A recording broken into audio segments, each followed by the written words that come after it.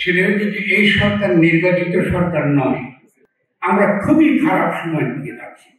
নতুন রাষ্ট্র গঠনের কাজ শুরু হয় সরকার নির্বাচন আসলে পরে। যে আপনি যখনই জাতীয় ঐক্যের কথা বলেন, আমাদেরকে বলা হয় শেখ হাসিনা ছাড়া আবার নির্বাচন করা। আমি জাতীয় ঐক্য চাই, আমি গণ ঐক্য চাই। এবং এছাড়া শুধু তাই না, কোনো সার্ভার আমি শুনেছি আমরা সকলেই কোনো না কোনোভাবে বিভিন্নভাবে যুক্ত বাংলাদেশের এই লড়াই সংগ্রামের মধ্যে। ফলে তাদের সাংবাদিকতার দিক থেকে ইনভেস্টিগেটিভ জার্নালিজম যেটাকে বলে, অনুসন্ধানের প্রতিবেদন, একটা তথ্য নির্ভর যে প্রতিবেদন, এটা আমাদের খুবই দরকার একটা রাজনৈতিক পরিবর্তনের জন্য। এটা আমরা সকলে বুঝি। আর একটু আগে পশ্চিমে খুব সুন্দর কথা বলেছি, আমাদের মধ্যে ঐক্য লাগবে। আমি কিন্তু অনৈক্যের কথা বলবো, আগে কোন মাতৃ কথা বলবো।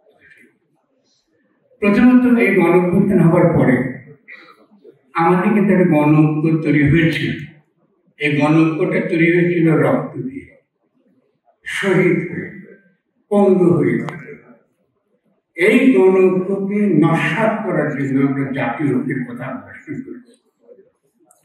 এটা আমাদের শহীদদের প্রতি প্রতারণা, গণ অভ্যুত্থানের প্রতি এটা অসম্মান।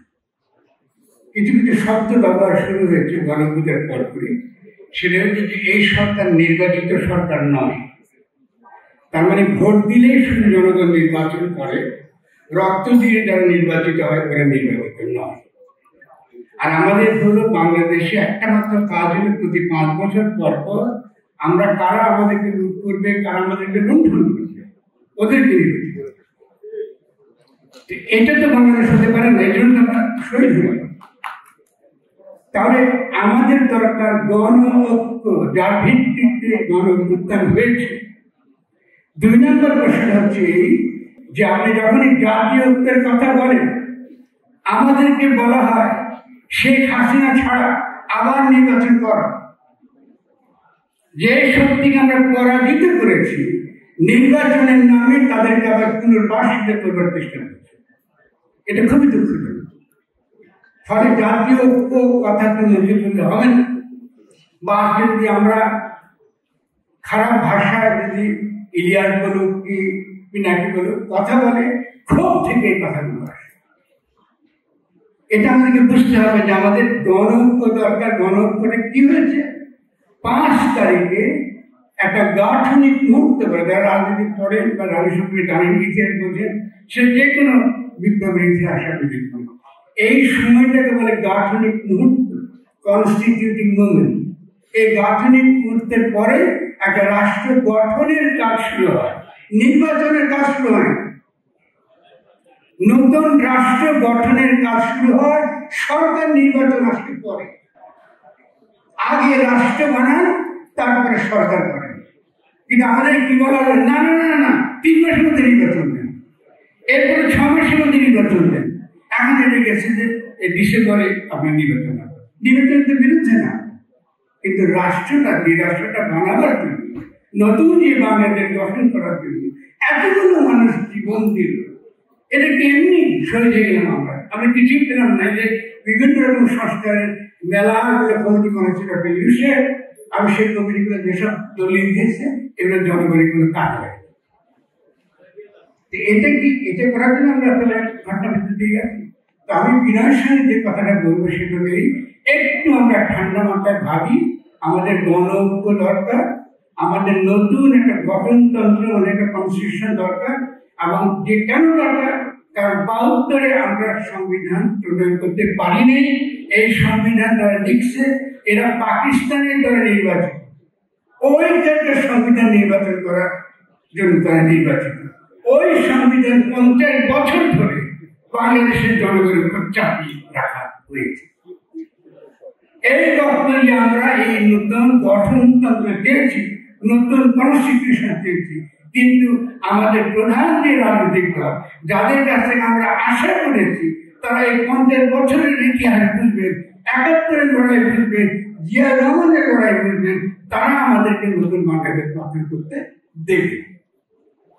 এখন আমি কিছু সতর্কবাণী করে শেষ করে যে সময় আমরা খুবই খারাপ সময় দিকে যাচ্ছি। 1 নম্বর খারাপ সময় হচ্ছে এই যে পুনর্বাসনের ফ্যাসিস্ট শক্তিকে পুনর্বাসনের একটা সক্রিয় রাজনীতি জাতীয় ঐক্যের নামে এবং বড় বড় বৃহৎ রাজনৈতিক দলের নামে এখানে হাজির আছে। এটা একটা বিরাট বিপদের জায়গা। 2 নম্বর বিপদের জায়গা হচ্ছে আমরা ভারত বিরোধী আগ্রাসন আমরা চাই না। আমরা অবশ্যই ভারতের আধিপত্য থেকে মুক্ত হতে চাই। প্রশ্ন আছে, একটা প্রশ্ন মনে করবে তারপরে, তার মানে কি আপনারা মার্কিন আগ্রাসন চান? যদি আপনি এটা চান তাহলে আপনাকে ভারত, মার্কিন যুক্তরাষ্ট্র চীনের যে অর্থনৈতিক আধিপত্য সেখান থেকে আপনাকে দাঁড়াতে হবে, শক্তি অর্জন করতে হবে। আমি প্রশ্ন করি আমাদের রাজনৈতিক দলকে অত্যন্ত সম্মানের সঙ্গে, শ্রদ্ধার সঙ্গে, আপনাদের কোনো ক্যাপাসিটি আছে এগুলো ঠেকাবার? আজকে যদি বড় রাজনৈতিক দল দিকে তাকায়, মন্ত্রী হওয়ার যোগ্যতা সম্পন্ন একটা লোক নেই। এটা কি? আমরা এভাবে থাকবো, একটা দেশ এভাবে শোষিত হবো।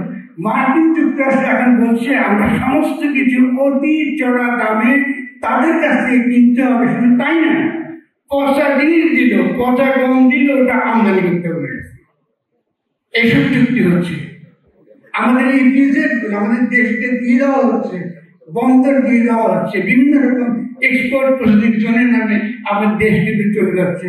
কি আড়ালে ভারত আগ্রাসন বিরোধিতা করছি আমরা, কিন্তু মার্কিন যে সকল আন্তর্জাতিক চুক্তি, এই সকল চুক্তির মাধ্যমে দেশের জনগণকে আরো করে এই দেশটাকে আরো ধ্বংস করার যে সকল প্রক্রিয়া চলছে, আমরা তার বিরুদ্ধে মোটেও সচেতন। আমি কথা বলাবো না, একটু আবারও বলি বিনয়ের সঙ্গে, আমি জাতীয় ঐক্য চাই, আমি গণঐক্য চাই। কারণ গণঐক্যটা কি জিনিস দেখেছি চোখের সামনে। এটা দ্বারা শেখ হাসিনাকে আমি সরিয়েছি।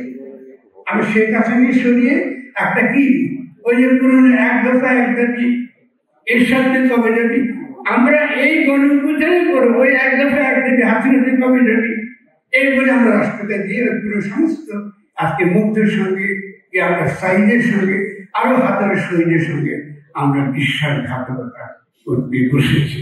জনগণ এটা ক্ষমা করবে না। যে সকল দলগুলো এই রাজনীতি এখনো পর্যন্ত বহাল রাখছে, বাংলাদেশের ইতিহাস থেকে তারা বিতাড়িত হবে।